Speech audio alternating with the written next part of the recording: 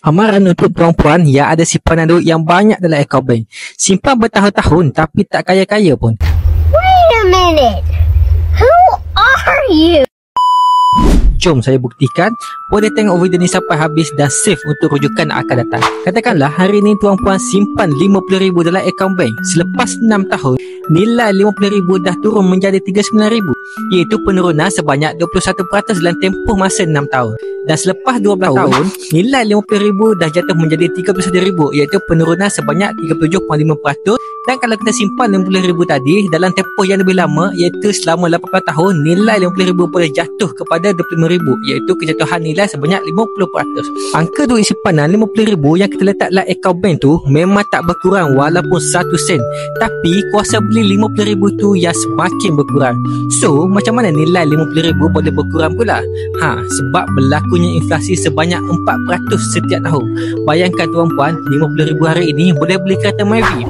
18 tahun akan datang, RM50,000 yang sama mungkin boleh beli kereta Asia sahaja. Dividen 4 hingga 5% yang kita dapat dari SB maupun tabung haji juga tak mampu nak atasi peratusan nilai inflasi yang berlaku setiap tahun. Apatah lagi orang yang simpan duit dalam akaun bank. Biasa dividennya tak sampai 1% pun. So sebab itulah orang yang simpan duit bertahun-tahun tapi masih miskin, even Robert Kiyosaki pun bagi tahu saver a loser. Sebab apa? Sebab nilai duit kita dari tahun ke tahun dimakan oleh inflasi. Berbeza pula dengan simpan emas. Berdasarkan sejarah 20 tahun ke belakang, kenaikan harga emas meningkat sebanyak 600% dan purata kenaikan harga emas setiap tahun sebanyak 8 hingga 10%. Sebab tu tuan-puan, kalau untuk simpanan jangka masa panjang, saya sarankan tuan-puan simpanlah dalam bentuk aset emas.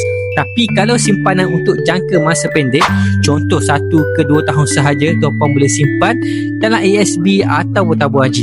1 kg pada 2000 harganya sekitar lebih RM50,000 sahaja. Hari ini 1 kg yang sama telah mencecah lebih RM400,000 lebih. Jadi tuan-puan, soalannya siapa yang lebih kaya? Fikir elok-elok. Untuk tuan-puan yang minat mulakan simpanan emas di Public Gold dengan serendah RM100 sahaja, tuan-puan boleh tengok pin video saya atau klik link bio. Yang berminat untuk belajar lebih tentang ilmu kewangan dan emas boleh follow saya rapat-rapat.